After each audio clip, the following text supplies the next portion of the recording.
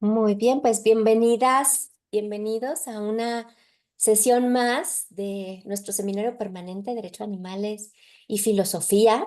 Estamos muy contentas porque el día de hoy está con nosotros otro invitado que no es invitado porque es de casa, el doctor Alfonso Enríquez Ramírez, que es profesor investigador también de nuestro grupo de investigación, cosa que le agradecemos mucho siempre.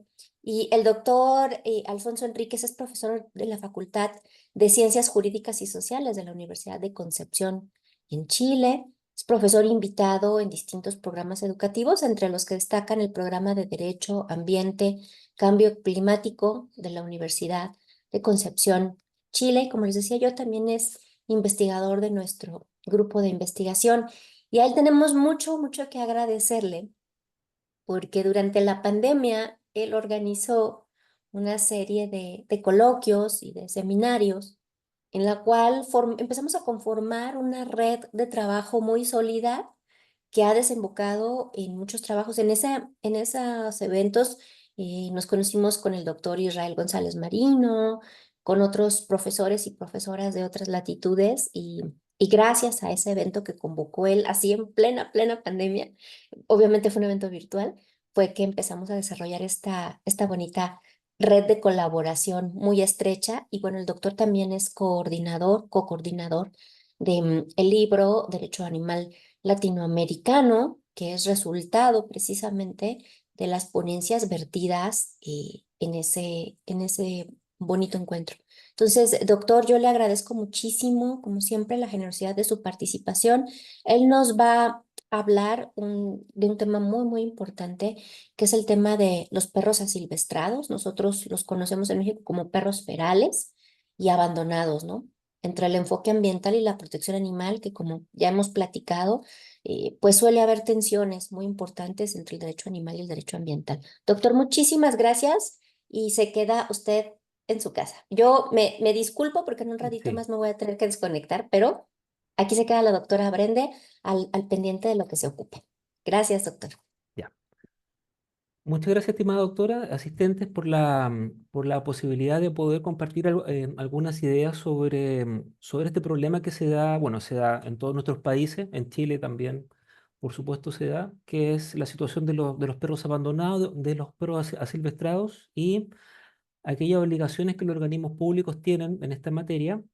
Y también, ¿cuál es la reacción que ha tenido el Congreso últimamente durante este año frente a varios casos de ataque de perros silvestrados que han sufrido víctimas tanto seres humanos como animales también silvestres? Y esto ha ocasionado toda una serie de debates públicos, ha generado proyectos también, y es un tema que a mí me gustaría exponer algunas ideas generales de forma no tan extensa, porque más que nada me gustaría conversar con ustedes acerca de conocer experiencias a lo mejor comparadas, o también su reflexión acerca de cómo enfrentar este tipo de cuestiones que son bastante difíciles de abordar. Yo tengo algunas propuestas al final que también espero compartir con ustedes. La exposición parte con la relación de un caso que llegó a tribunales, y este caso muestra varios de los problemas que están vinculados en el caso de los perros abandonados y los perros silvestrados, problemas que tienen que ver con el abandono de perros primero, con las obligaciones que las municipalidades tienen y también con los daños que lamentablemente algunos de estos animales ocasionan tanto a personas como a otros animales del entorno. Luego voy a referirme a las obligaciones que las municipalidades en Chile tienen en el contexto de la Ley 21.020, que es la Ley sobre Tenencia Responsable de Mascotas. Voy a indicar algunos problemas que esta legislación tiene, tanto teóricos como algunos problemas prácticos. En tercer lugar, voy a referirme a algunos proyectos que han intentado avanzar en el Congreso, proyectos que podríamos decir, si es que asumimos una cierta posición, tienen una finalidad legítima, hay una preocupación, pero que los medios empleados para alcanzar esa finalidad a mí me parecen muy cuestionables. Son proyectos adelantando algunas cosas que avanzan hacia la posibilidad de cazar o sacrificar perros abandonados, perros silvestrados. Creo que esa es una posibilidad en extrema que tal vez, ¿no es cierto?, se podría discutir en ciertas circunstancias muy excepcionales, pero que no podría transformarse en la regla general. Y voy a terminar con algunas propuestas de políticas públicas en este sentido. ¿Ya? Voy a leer un breve texto que en parte he preparado también para esta exposición.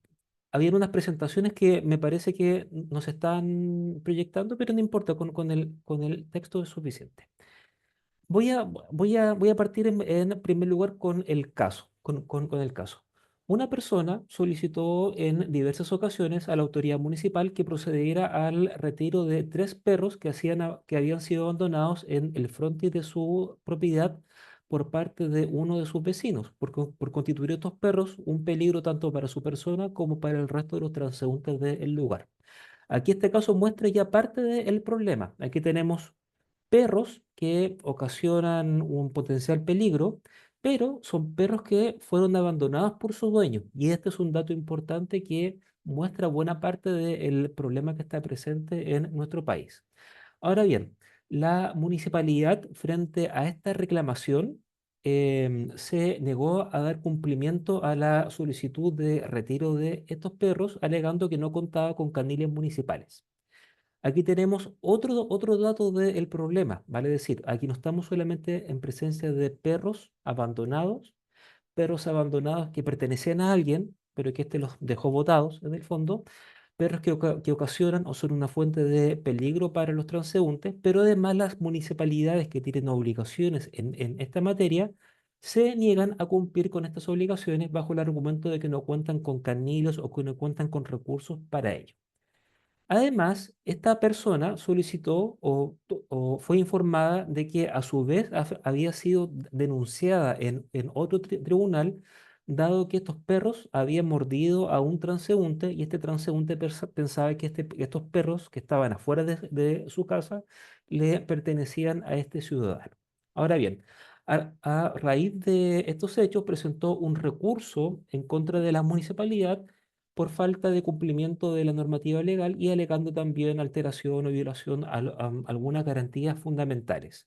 En una primera instancia, este recurso se votó en contra, me- básicamente porque se estimó que las municipalidades efectivamente habían hecho todo lo posible, pero aún así no se cumplía con el deber establecido en la ley. Sin embargo, esto se apeló ante la Corte Suprema y la Corte Suprema, en una sentencia muy contundente, indicó como primera cuestión que las municipalidades, de acuerdo con la legislación vigente, tenían la obligación de proteger la salud pública, la seguridad de las personas y el medio ambiente, para lo cual tenía que tomar medidas precisamente para el control de las mascotas y los animales de compañía. Esto también es otro punto interesante, porque aquí el foco está, como uno puede ver en esta sentencia, no tanto en el bienestar de los animales abandonados, sino que el foco está puesto en la protección del medio ambiente, de la salud o de la integridad de las personas. Con respecto a los animales abandonados y las obligaciones de las municipalidades, aquí la Corte Suprema indicó que los órganos municipales se encontraban facultados para retirar aquellas especies abandonadas en bienes nacionales de uso público, como casas, como calles, plazas, entre otros, para los efectos de sanitizarlas, esterilizarlas y reubicarlas al cuidado de alguna persona jurídica encargada de asumir su tenencia responsable. Además, la Corte Suprema indicó también que la municipalidad no había dado cumplimiento a ninguna de estas obligaciones, ni tampoco a los deberes en materia de aseo, ornato y de protección de la salud pública. Además, tampoco había cumplido con las obligaciones de eliminar las deposiciones de los perros abandonados. Por estas razones, condenó a la municipalidad y ordenó que procediera al retiro de estas especies. Aquí pasan varias cosas interesantes con esta sentencia. Primero, ¿no es cierto? La persona obtuvo una sentencia favorable a sus intereses y la municipalidad tuvo que proceder a el retiro de estos perros. Pero, como comentaba recién, el foco argumentativo de la resolución está puesto no en el bienestar animal, sino que el foco argumentativo está puesto esencialmente en la protección del medio ambiente y en la protección de los transeúntes y de las personas que residían en esa zona. Ahora, por esta razón creo que esta sentencia va en la dirección correcta, pero tiene algunos problemas o muestra ciertos problemas que están presentes en nuestra legislación y que desemboca también en los graves inconvenientes que existen en relación con los perros vagos o asilvestrados. Aquí es importante considerar que el proyecto que dio lugar a la ley 21.020, esta ley que establece todas las obligaciones que vamos a ver en relación con las municipalidades y los perros asilvestrados o los perros vagos, pretendía hacerse cargo en un comienzo solo del problema que suponía no tener una legislación específica referida a los daños generados por mascotas o animales potencialmente peligrosos. Vale decir, originalmente esta ley pretendía hacerse cargo fundamentalmente de problemas vinculados con responsabilidad civil, en especial de los denominados perros potencialmente peligrosos. Esta es una definición legal.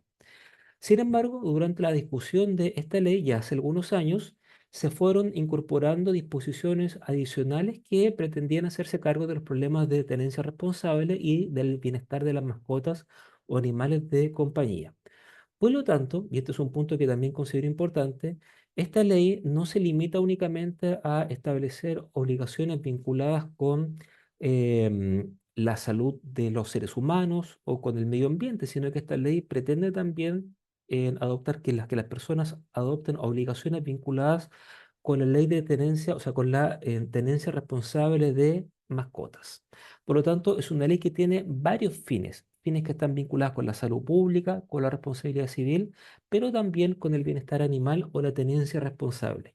Y en la práctica, muchos de estos fines suelen chocar o colisionar. Y un buen ejemplo precisamente es el que estamos comentando acá, vinculado con los perros abandonados. Ahora, si nos centramos en las facultades que tienen las municipalidades según esta ley, esta normativa incorpora varios aspectos que merecen ser destacados. En primer lugar, por ejemplo, el legislador establece que los órganos de la administración del Estado, en colaboración con las municipalidades, deben proveer en planes, fondos y programas vinculados con la tenencia responsable de mascotas, con la protección del medio ambiente y con la salud de las personas. Estos tres objetivos que yo les comentaba recién. Como aparte de estos deberes, las municipalidades deben dictar una ordenanza sobre tenencia responsable, la cual debe guardar conformidad con la legislación vigente. Sin embargo, en esta ley incorpora un límite que ha sido muy, muy discutido. Y el límite es el siguiente: las ordenanzas no pueden contemplar, y leo aquí el artículo 7 de esta ley, la utilización de métodos que impliquen el sacrificio de animales como sistema de control de la población animal. Esto significa que las municipalidades pueden proceder al retiro de animales abandonados, pero no pueden utilizar como estrategia de control de la población el sacrificio de estos animales. La única obligación, entre otras, es tomar estos animales y dejarlos al cuidado de candiles municipales o de personas jurídicas encargadas de la tenencia responsable de mascotas. ¿Por qué hacer hincapié en este límite es importante? Porque antes de la entrada en vigencia de esta ley, muchas municipalidades, de forma un tanto indirecta u oculta, habían adoptado ciertas acciones que tuvieron como efecto precisamente el sacrificio de muchos perros vagos en algunas ciudades del país. Y algunos organismos indicaron, por ejemplo, de que las municipalidades no contaban con facultades para el sacrificio de perros abandonados, de tal manera de que para homogeneizar la normativa es que se incorporó este límite en la ley. Hay que hacer hincapié también es que mientras se discutió esta normativa ya hace algunos años, varios intentaron incorporar en la ley en que estoy señalando la posibilidad de que en ciertos casos las municipalidades procedieran al sacrificio de animales abandonados, cumpliendo algunos requisitos. Sin embargo, esta idea en definitiva nunca prosperó. Ahora, por lo tanto, la única posibilidad que las municipalidades tienen vinculadas con los perros vagos o con los perros asilvestrados es el retiro de estos animales siempre que se trata de un animal abandonado que se encuentren bienes nacionales de uso público, como comentaba en el contexto de la sentencia, calles, plazas, entre otros, y que el retiro se haga con el objeto de entregarlos a una organización encargada de su cuidado. Además de estas obligaciones, la autoridad central debe disponer recursos necesarios para que las municipalidades puedan cumplir con algunas de estas acciones por sí mismas o bien a través de terceros. Por lo tanto, no todo el foco está puesto en las municipalidades, sino que la autoridad central tiene que proveer también de fondos concursables para que las municipalidades puedan acceder a estos recursos destinados a establecer estos programas de tenencia responsable de mascotas. Ahora, esta obligación tiene relación a su vez con otra obligación que asumen los órganos vinculada justamente con la necesidad de proteger o establecer estrategias de educación para la tenencia responsable. Junto con esto, las municipalidades tienen que fiscalizar también el cumplimiento de las normativas que establece esta ley y sus reglamentos respectivos siempre que estén dentro del ámbito de sus competencias. Ahora, a pesar de estas atribuciones que en teoría están en la dirección correcta. Esto es, hay ciertas normas protectoras de los animales, hay ciertos fondos a los cuales las municipalidades pueden acceder, hay ciertas obligaciones que recaen sobre la autoridad central y hay todo un sistema pensado para garantizar precisamente la educación, la protección del medio ambiente, de la salud, la tenencia responsable de mascotas, entre otros. Esta ley presenta varias dificultades. Ahora bien, la primera dificultad pasa porque las labores de fiscalización, el retiro de animales, la promoción de la educación para la tenencia responsable y y la protección ambiental son de cargo en buena medida de las municipalidades. Todas estas obligaciones que parecen muy bien, que teóricamente están en la dirección correcta, son de cargo de las municipalidades. Y eso supone un problema que pasa en Chile, que seguramente pasa en México y que pasa en muchos de nuestros países. Y el problema consiste en que las municipalidades no siempre cuentan con las capacidades presupuestarias y de gestión necesarias para cumplir con estas obligaciones, hecho que en buena medida ha impedido concretar o alcanzar aquellos fines a los cuales he hecho referencia. Por ejemplo, los municipios que presentan mayores problemas de abandono, presencia de perros sin dueño o de tenencia irresponsable, corresponden en general a comunas o a zonas donde vive gente con pocos recursos. Conclusión que no es para nada inesperada, por supuesto. Es lo que podríamos esperar en países desiguales como los que existen en nuestro continente. Por ejemplo, según datos estadísticos, existe una importante diferencia por quintil de ingreso frente a a la existencia de perros abandonados o perros o animales peligrosos. En este sentido, mientras que un 22% de las personas que pertenecen a el quintil más pobre señalan haber vivido episodios de ataques de perros abandonados o perros asilvestrados, este 22% baja a un 5,6% en el caso de las personas que pertenecen a los quintiles más ricos de la población o que viven en las zonas más acomodadas del país. Ahora, por supuesto, no toda la responsabilidad recae en las municipalidades. Mucho de esto también forma parte o va a recaer dentro de las facultades que tiene la administración central. Aquí, por ejemplo, hay que tomar en cuenta de que el Ministerio del Interior tiene que generar programas de tenencia responsable de mascotas y establecer recursos a los cuales pueden acceder las municipalidades para cumplir con estas obligaciones. ¿Por qué este punto es importante? Porque según la ley 21.020, el dueño o tenedor de un perro tiene la obligación de identificarlo a través de un sistema único utilizando un dispositivo permanente e indeleble. Por lo tanto, la autoridad central tiene que financiar programas que permiten efectivamente alcanzar esta finalidad. Y esto es importante porque el abandono de animales en nuestra legislación constituye un delito. Y por lo tanto, para que se le pueda imputar responsabilidad penal a un dueño o cuidador que abandonó a un animal, es necesario hacer la vinculación entre el animal abandonado y el dueño o tenedor. Y esto es solo posible si es que se puede identificar quién es el dueño del animal. Y la mejor forma para hacerlo es a través de un dispositivo permanente o indeleble, según establece nuestra legislación. Sin embargo, aquí nos encontramos con un problema bien curioso que es el siguiente. ¿Qué pasa? Que esta ley mandata a una normativa inferior que debe dictar el Ministerio del Interior, que está vinculada con el reglamento de la ley.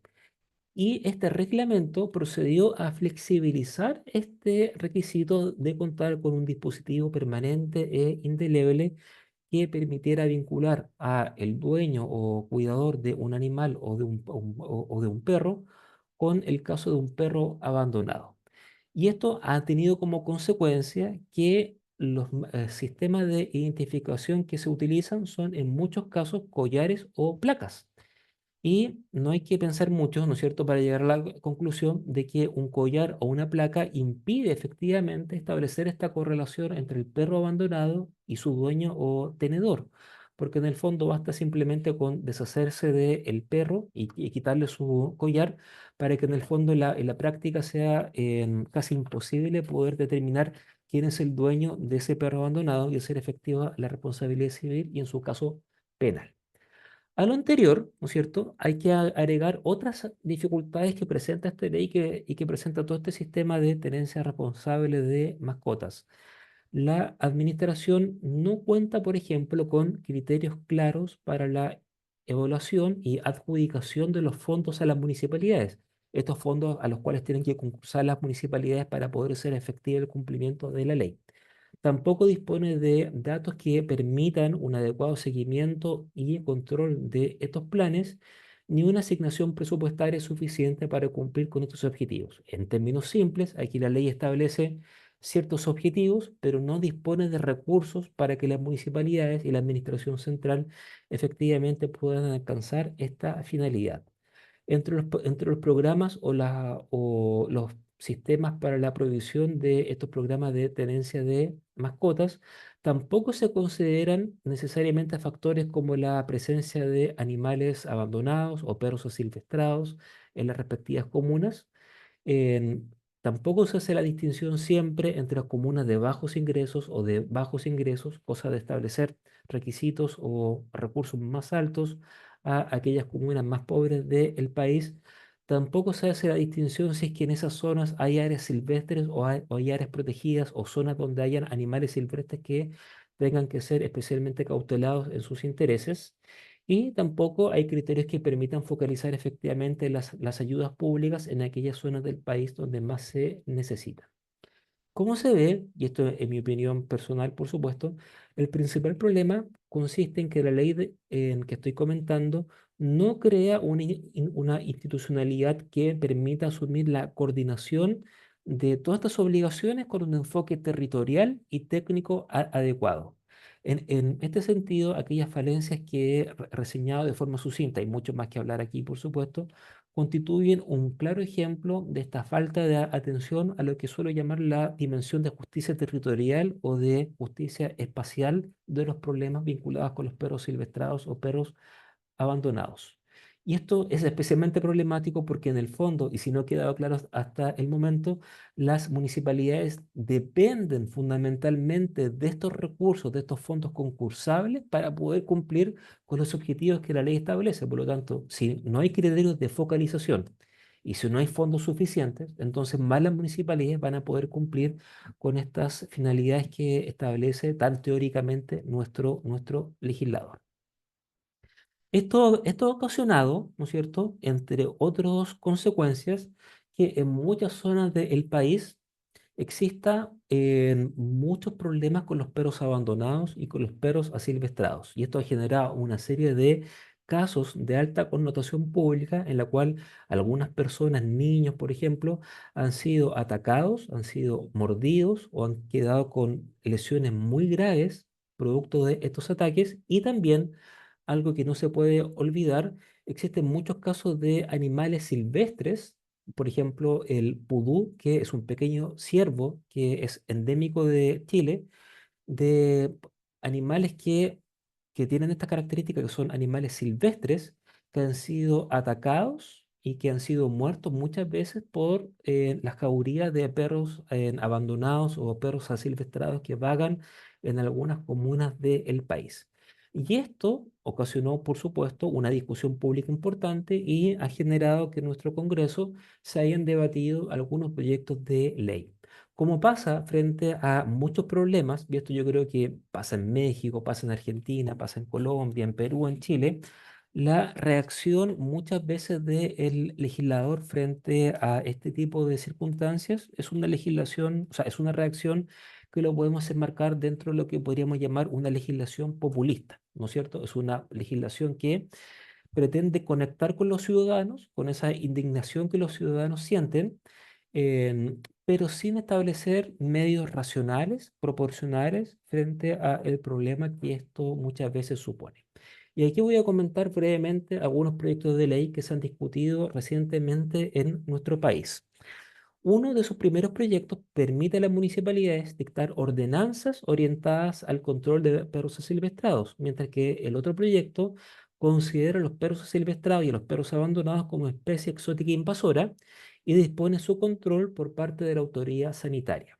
El primer proyecto que hice referencia busca introducir una excepción a este límite que comenté recién, que está establecido a las municipalidades, con el objeto de autorizar que las municipalidades puedan dictar ordenanzas que permitan el sacrificio de perros asilvestrados cuando exista un peligro para la integridad de las personas o de especies protegidas, ya que son los dos casos que han generado más discusión dentro de la ciudadanía.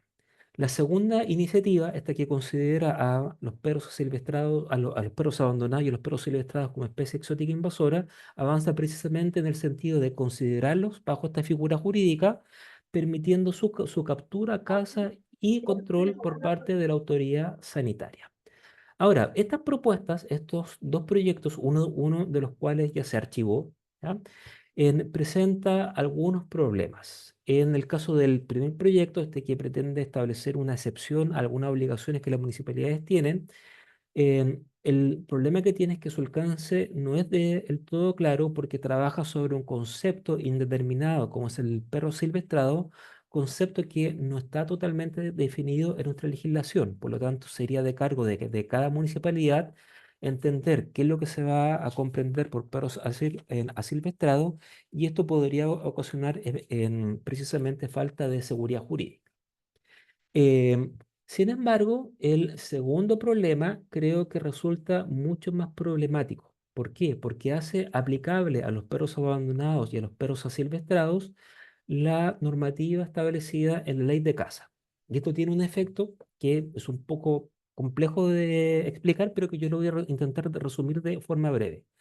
La ley de caza establece cuáles son los métodos permitidos y cuáles son los prohibidos para la caza o captura de las especies animales que están establecidas en esa ley. Y señala que esos métodos tienen que evitar el sufrimiento innecesario de las especies señaladas, fundamentalmente especies silvestres. Sin embargo, el reglamento de la ley establece una excepción a esta obligación general y señala más o menos que en el caso de aquellos animales que se consideren como especies invasoras, se podrán cazar prácticamente de cualquier forma, vale decir, por medios que eventualmente podrían ser particularmente dolorosos o crueles. Por lo tanto, este proyecto, en el fondo, en mi interpretación, al menos al hacer aplicable a los perros asilvestrados la legislación de la ley de caza, vale decir, al considerarlos como especies invasoras, en el fondo habría permitido su captura casi por cualquier método, aun cuando hubiese sido especialmente cruel. Hay que hacer referencia, eso sí, a que este proyecto se votó en contra hace un tiempo atrás en nuestro Congreso y se archivó. Sin embargo, cada cierto tiempo o se sigue discutiendo en nuestro país la posibilidad de avanzar más o menos en estos dos caminos que yo les mencioné. Aquí tenemos un problema vinculado con los perros abandonados, con los perros silvestrados, y uno de esos caminos sería permitir su caza, considerándolo como especie exótica e invasora, o bien exceptuar a las municipalidades, o mejor dicho, permitir a las municipalidades la caza de los perros, en el caso de los perros silvestrados o de los perros abandonados, cuando constituyan un peligro para la población o para algunas especies protegidas o especies silvestres. Ahora, creo que más allá de la finalidad que tienen estos proyectos, que efectivamente buscan una finalidad que podríamos considerar válida en el sentido de hacerse cargo de un problema que preocupa a la población, creo que estos proyectos hierran un poco el blanco, ponen acento en el perro abandonado, en el perro silvestrado, en circunstancias que el acento tendría que estar puesto, como voy a contar, como voy a comentar a continuación, en las obligaciones que la ley establece en materia de tenencia responsable. Esto implicaría pasar del foco en el perro abandonado, en el perro silvestrado, que el foco tendría que estar, ¿no es cierto?, en los dueños o los cuidadores de los perros. Entonces, aquí, como voy comentando, la evidencia indica que la existencia de perros abandonados y perros asilvestrados tiene su origen en prácticas de abandono, esto no es sorprendente, pero hay que decirlo e insistirlo muchas veces, en prácticas de abandono y de incumplimiento de la normativa sobre tenencia responsable. Prácticas como las siguientes: personas que mantienen sus perros sin identificación, en personas que sueltan en los perros para que anden de forma libre por el campo. ¿Ya? Esto es muy común. Si uno se da un paseo por el campo chileno, es muy común que los perros anden libres, ¿no es cierto? Perros que pertenecen a personas que viven en la zona, los dejan andar de forma libre muchas veces sin identificación. Y esto genera toda una serie de consecuencias em, poco positivas para la comunidad, evidentemente. Falta de acceso a servicios médicos, ¿no es cierto? Esto se ha constatado también. Falta de fiscalización de la normativa. Esto es otro aspecto importante. Por lo tanto, creo, ¿no es cierto? Y aquí me juego por una postura. Creo que estas iniciativas no abordan el problema de fondo. ¿Qué es lo que significa esto? Cualquier estrategia que se diseñe, que esté vinculada con eliminar o reducir la cantidad de perros vagos o perros asilvestrados, tiene que centrarse en los perros con dueño, probablemente, y casi con seguridad en los dueños de los perros, ¿ya? En los perros con dueño y en los dueños de los perros. Así, el componente central de cualquier política de tenencia en materia de animales de compañía o de mascota tendría que estar puesta en mantener a los perros dentro de la esfera de resguardo del cuidador. Ahí tendría que estar el foco. Para ello, ¿no es cierto? Creo que, y esto no es sorprendente, pero hay que decirlo, ¿no es cierto? El primer paso tiene que consistir en hacer cumplir la ley. Para decir, aquí nosotros tenemos una ley que establece obligaciones, establece sanciones, pero esta ley rara vez se fiscaliza y se hace cumplir. Por lo tanto, creo que, como pasa con respecto a muchos problemas en nuestro país, y me atrevería a decir muchos problemas en nuestros países, más que estar dictando nuevas leyes, quizás el foco tendría que estar puesto en fiscalizar efectivamente aquellas leyes que existen. Y esta ley tiene un cierto diseño que, si se hiciera cumplir, se podría resolver parte del problema. En efecto, como voy comentando aquí, si bien en Chile tenemos normas que imponen obligaciones a los dueños o a los tenedores de las mascotas, su cumplimiento rara vez se fiscaliza. Asimismo, la prevención y la sanción del abandono de perros son fundamentales.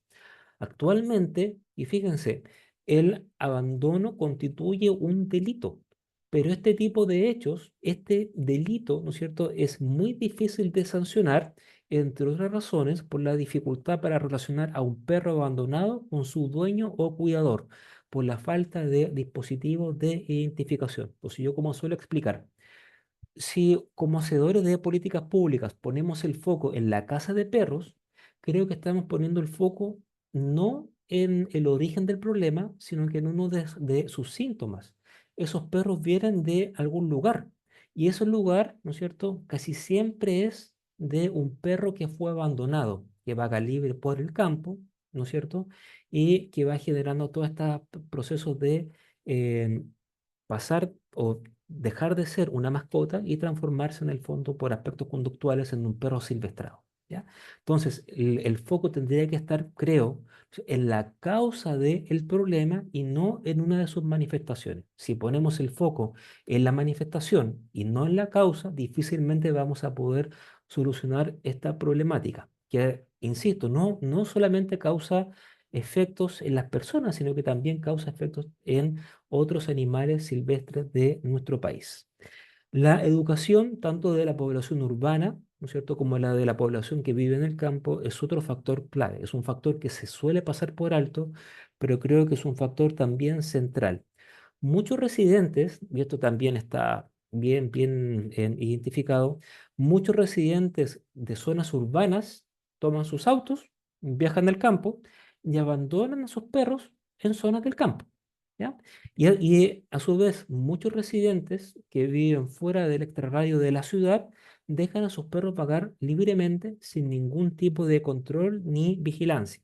Paréntesis, la semana pasada, por otro proyecto de investigación, me tocó estar algunos días en algunas zonas fuera de la ciudad donde vivo aquí en Chile, cercanas hacia la cordillera, zona de campo, ¿no es cierto?, donde la gente tiene sus predios, en Chile se llaman parcelas, y había que hacer algunas caminatas para ir hacia los lugares, ¿no es cierto?, para realizar algunas entrevistas que formaban parte de este proyecto. Y era impresionante la cantidad de perros que en el fondo pertenecían a los lugareños, pero que vagaban de forma libre, fuera del terreno. Y uno caminaba, ¿no es cierto? Y efectivamente esos perros se acercaban muchas veces a la gente con intenciones de proteger su territorio y aparte de el equipo casi fue mordido por uno de estos perritos que andaban por ahí, ¿ya? Entonces el problema está, yo insisto, el problema está en el perro, ¿no es cierto? O el problema está en el dueño o cuidador que no toma las medidas vinculadas con una tenencia responsable de mascotas. Por lo tanto, el foco creo que tendría que estar también en la educación, tanto de la población que vive en zonas rurales como de la población que vive en el campo. Entonces, o sea, que vive en la ciudad. Entonces, para cerrar, a mí me parece que cualquier política de tenencia responsable de mascotas que pretenda hacerse cargo del problema de los perros silvestrados tendría que tener primero un enfoque territorial, un enfoque focalizado en aquellas comunas de menos recursos, tendría que ponerse acento en no tanto en los perros, sino que en los dueños de los perros y asegurar un efectivo cumplimiento de la normativa que está establecida en la ley y poner un fuerte acento también en la educación, tanto de las personas que viven en las zonas urbanas como fuera de estas. Ojalá que haya quedado claro un poquito el problema y conversar acerca de esta materia que es bien importante, al menos para nuestro país. Muchas gracias, doctor Enríquez, por estas clarísimas reflexiones. Y pues bueno, compañeros, ¿alguien tiene algún comentario, alguna pregunta para el doctor? A ver, aquí tenemos unas manos levantadas. Adelante, doctor Antonio, si gusta abrir su micrófono. Sí, ¿cómo está, doctora? Aprovecho de saludarlo, felicitarlo por la exposición. Yo antes voy a introducir un comentario que en Argentina también hubo una discusión en cuanto a seccionar el sacrificio de perros en la provincia de Jujuy, donde estaba prohibido. Hubo un proyecto de ley que se presentó, pero finalmente a raíz de la movilización social esta cuestión quedó fuera. Pero ahí había una discusión por el tema del concepto determinado porque no quedaba claro que era Mm. jauría, no quedaba claro el tema de perro cibertrado y finalmente, bueno, eso quedó sin efecto. Eso lo comento y pone también acá de relieve la cuestión de la precisión que se requiere con los términos, que para tratar la cuestión que obviamente, como yo coincido con ustedes, debe estar el foco en el cuidado responsable.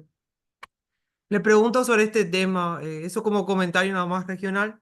Le pregunto sobre este tema, los municipios frente a esta falta de criterios precisos de fondos concursables, ¿han interpuesto alguna estrategia o han planteado algún tema vinculado a la inconstitucionalidad de estas cuestiones por la discrecionalidad? O no, esa sería como una pregunta. Y después le hago la pregunta, ¿cuál es el enfoque que le dan los municipios a estos programas educativos que tendrían que brindar vinculado a prevenir estas situaciones? Esas serían como las dos preguntas. Sí. Muchas gracias, muchas gracias por los comentarios, por las preguntas. Voy a partir por el final. Con respecto a las campañas de tenencia responsable, se ha observado estoy dirigiendo un par de tesis que están analizando esto. Se ha observado que efectivamente en algunas municipalidades se han tomado un poco más en serio llevar a cabo estas campañas, especialmente campañas de educación.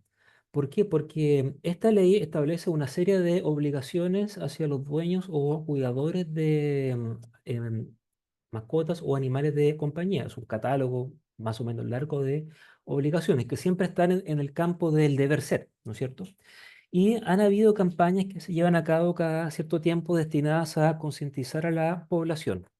Pero otra vez más, o sea, otra vez nos encontramos con el problema de que hay una desigualdad territorial, porque esas campañas funcionan bien, son más intensas en el caso de las comunas que tienen mayores recursos y son menos intensas o son más esporádicas en el caso de las comunas que tienen pocos recursos. Eso por un lado, pero existe un cambio, es un cambio positivo, pero siempre en un contexto de desigualdad territorial. Por otro lado, hasta donde yo sé, no ha existido una especie de frente común por parte de las municipalidades destinadas a cuestionar la constitucionalidad o inconstitucionalidad de alguno de estos programas, pero sí ha existido un intento por presionar a la administración central destinadas a aumentar la cantidad de recursos para llevar a cabo estos programas de tenencia responsable de mascotas. Aquí nos encontramos con un contexto que es muy complejo en Chile, bueno, creo que pasa en muchos de nuestros países, que las prioridades de la administración están puestas en otros lugares y muchas veces estos temas vinculados con la tenencia responsable, con los perros abandonados, con los perros silvestrados, no se, no se toman como un tema que forma parte un poco de las prioridades del Estado o de las prioridades de las municipalidades. Algo que yo considero que es un error, precisamente por todos los efectos que la falta de recursos tiene para cumplir efectivamente con esta obligación. Muchas gracias, doctor. Fue muy Sí, claro. Y antes de continuar, lo último que le pregunto es si usted puede compartir las sentencias que mencionó en el sí, grupo. sí, sí, por supuesto, se la voy a compartir a la doctora Rosa para que la haga circular, porque la tengo por aquí, pero en otro computador. Muchas gracias, doctor. Le damos la palabra a Ulises y enseguida a Fernando. Sí, muchísimas gracias. Felicitaciones por la ponencia, muy clara. En el ánimo de ir hacia el origen del problema, ¿cuál es han evitado la venta ilegal de animales? Creo que ahí se origina el problema. En la Ciudad de México tenemos ese tema de venta ilegal de animales en vía pública, en mercados públicos y en donde todos nos podemos imaginar. ¿Cuáles serían las políticas públicas que han implementado allá en esa localidad? Sí, Muchas gracias. ¿qué pasa? Que efectivamente en Chile ha existido un avance muy significativo en el sentido de ir restringiendo cada vez más la posibilidad de poder comprar o vender animales, ¿ya? De forma legal o ilegal. Y esto se da en el contexto de lo que se denominan campañas de adopción. Entonces, ha habido un cambio interesante ahí en el sentido de que ya hay una suerte de sanción social, hay una sanción social a la compra de perros o animales de compañía, y se está avanzando hacia la idea de la adopción, un poquito que es el espíritu que anima a la ley de tenencia responsable de mascotas. Pero aquí yo vuelvo con el punto. Disculpen si soy un poco majadero y quizás insisto con algo que parece muy evidente, pero es el tema de la falta de fiscalización. Porque compra de animales ilegales sigue existiendo, pero no contamos con una institucionalidad que efectivamente permita pesquisar, investigar y sancionar esas prácticas. Simplemente una idea para graficar este punto. En el proceso constituyente chileno, ¿no es cierto?, que nosotros tuvimos aquí en Chile, fue toda una discusión acerca de el reconocimiento constitucional de los animales dentro de la Carta Fundamental. Y la discusión estuvo esencialmente en se reconocer a los animales como seres sintientes, como titulares de ciertos derechos, entre otros problemas. Pero creo que otra vez, ¿no es cierto?, perdimos el foco de qué es lo que podría realmente hacer un cambio. Y yo soy bien escéptico, y así lo he dicho, y yo entiendo que a lo mejor esto puede causar alguna crítica.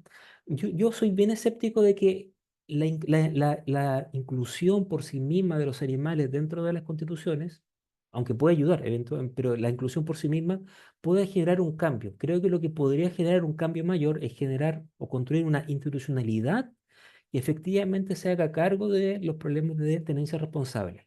Y esa institucionalidad, vale decir, un organismo con competencias, con funciones, con en atribuciones efectivas, ¿no es cierto?, de investigación, sanción administrativa, etcétera, con enfoque territorial, con proyección dentro de todo el país, que es lo que realmente podría hacer la diferencia. Eso es lo que no se ha discutido precisamente en Chile, ¿ya?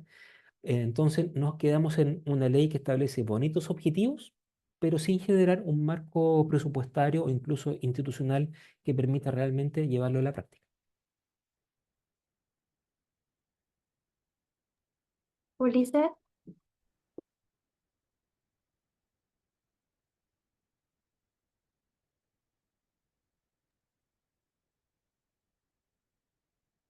muchas gracias por la respuesta, doctor Enríquez. Fernando Curi, adelante.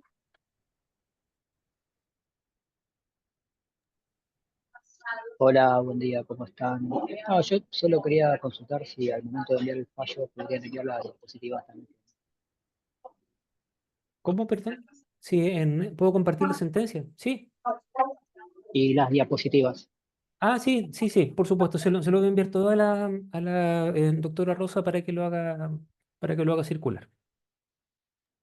Muchas gracias, doctor. Algunos de los mensajes que han enviado a través del chat pues son felicitaciones. Beatriz Eugenia lo felicita por la excelente ponencia. Lo mismo Natalia Ivana pues señala que ha sido formidable su presentación. Y lo mismo las diapositivas y los fallos si los pudiera compartir. Diana Canal por su parte también lo felicita y bueno, dice que tiene una consulta, aunque no es directamente relativa a su presentación. Sí, para usted es posible hablar de los animales de trabajo y por qué. Ah, sí, es una pregunta interesante que yo tengo que confesar que dentro de todo lo que implica el derecho animal, que tiene muchas subdisciplinas, podría decirse, o muchos subtemas, es un tema que no he abordado con tanta profundidad, pero sí tengo un par de ideas ahí que son ideas que podría compartir que muestran, al menos en mí, una evolución, porque todos tenemos nociones, ¿no es cierto?, que asumimos, que defendemos en un cierto momento, pero que las vamos matizando, cambiando con el tiempo, ¿ya? O refinando, etcétera. En un primer comienzo, yo o sea, partí o parto de la idea de que la existencia de animal de trabajo podía entender como un concepto válido, ¿ya? Como un concepto válido. Y entendiéndolo como un concepto válido, ahí habría que preocuparse siempre en un enfoque de derecho, un enfoque de bienestar, preocuparse por una retribución efectiva a este animal de trabajo, ¿vale? Es decir, es un animal que cumple una función y al cumplir una función debe tener una contraprestación que claramente no va a ser en dinero, ¿no es cierto?, como para los animales humanos o para los seres humanos, pero podría consistir en una cantidad que administre un tercero, ¿no es cierto?, una especie de peculio, ¿no es cierto?, un patrimonio administrado de forma independiente, que vaya precisamente en beneficio de estos animales que cumplen algunas funciones que aún son importantes en muchos sectores productivos. Eh, eso es esa es la idea un poco que fui construyendo con el paso del tiempo en un tema que, insisto, no he profundizado demasiado. Sin embargo, en los últimos años he ido matizando, he ido cambiando un poco mi perspectiva frente a esto, y en el sentido de que tal vez, y lo pongo quizás en condicional, ¿no es cierto? Tal vez la existencia de animales de animal de trabajo sea un oxímoron, sea un en contrasentido en sí mismo, ¿ya? Porque si uno parte de la idea que lo que tendríamos que hacer en materia de derecho animal es avanzar hacia que los animales sean libres, vale decir, sean libres de el yugo o de la explotación de los seres humanos, quizás la propia idea de animales de trabajo, aun cuando con todas estas salvaguardas, protecciones, sea otra forma de seguir manteniendo a los animales dentro del dominio, ¿no es cierto?, del control de los seres humanos. Entonces, si lo que nos preocupa es avanzar hacia la libertad efectiva, ¿no es cierto?, de otras especies, quizás tendríamos que pensar también o cuestionar seriamente que pueda ser un concepto válido esta idea de los animales de trabajo. Así que estas reflexiones que son muy, muy como pinceladas, las dejo para ustedes y que se puedan comentar quizás en otro momento. Muchas gracias, doctor. Pues les siguen felicitando. Dulce María Camargo le pregunta si puede compartir algún mail que ella tiene para este tema, lo va a manejar en un municipio. Quisiera hacerle algunas preguntas. Y por su parte, María José, pues también felicitarlo y pues que es su primera vez acá, donde puede seguir su trabajo, sus próximas reuniones, donde lo puede estar Sí. consultando. Sí, Brenda, mira, voy a enviar toda la información porque algo le pasó a mi Zoom que está congelado. Entonces, yo los veo súper bien a ustedes y los escucho bien, pero que no puedo ingresar al chat ni a nada.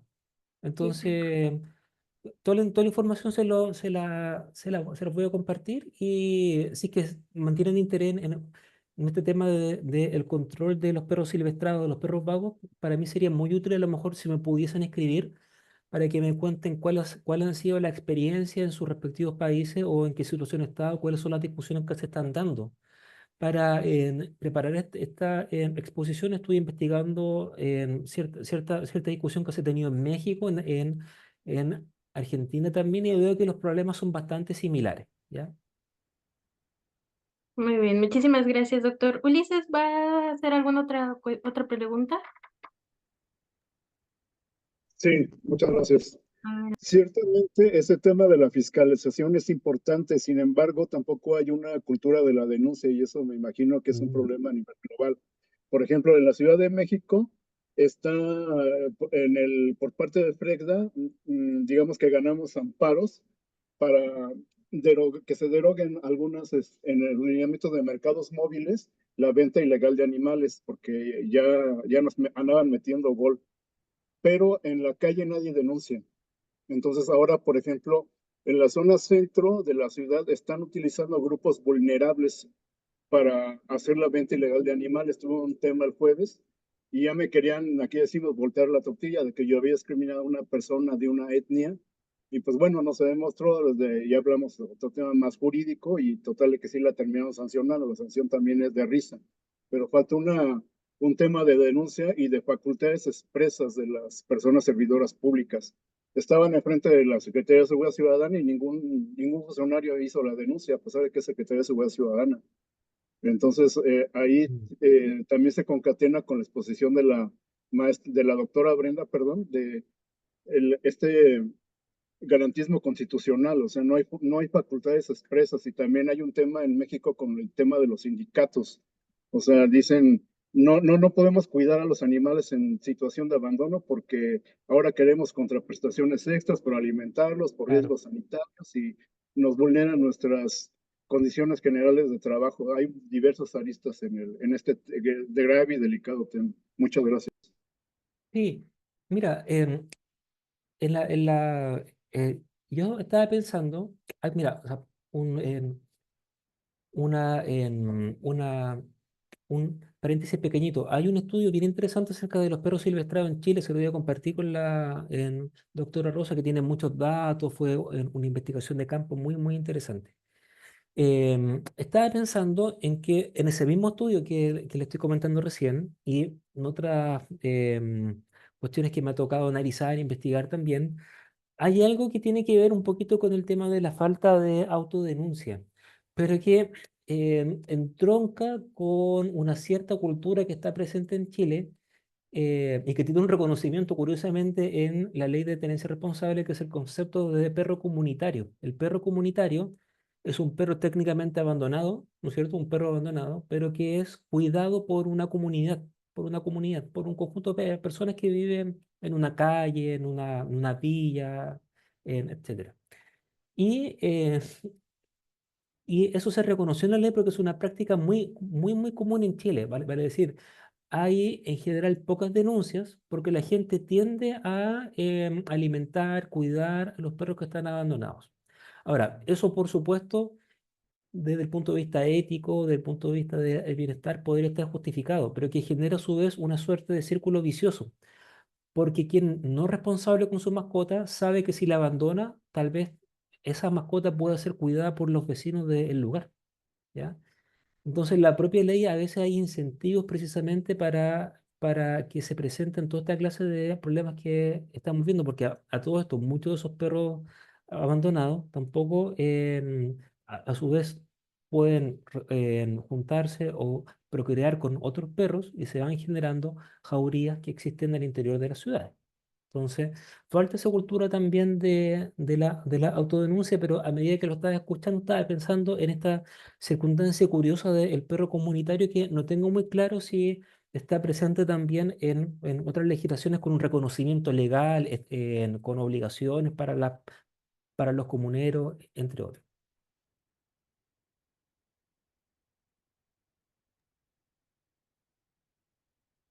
Muchas gracias, doctor. Pues siguen las felicitaciones, lo felicita la doctora Emilia Ramos. También, pues bueno, Jack, si al quisiera, le comenta, sería genial que se pudieran reconocer en México a los perros comunitarios. En mi colonia tenemos 3 y entre todos los cuidamos. ¿Algún comentario más, compañeros, o alguna pregunta para el doctor Enríquez?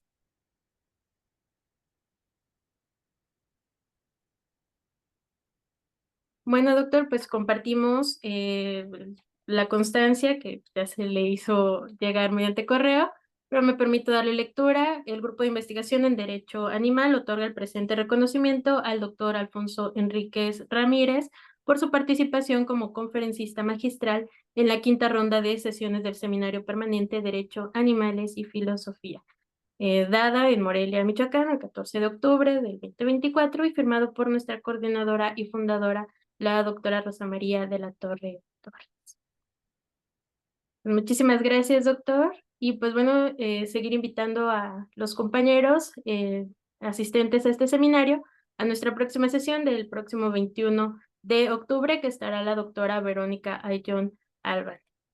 Pues bueno, reiterar nuestro reconocimiento y agradecimiento a usted, doctor.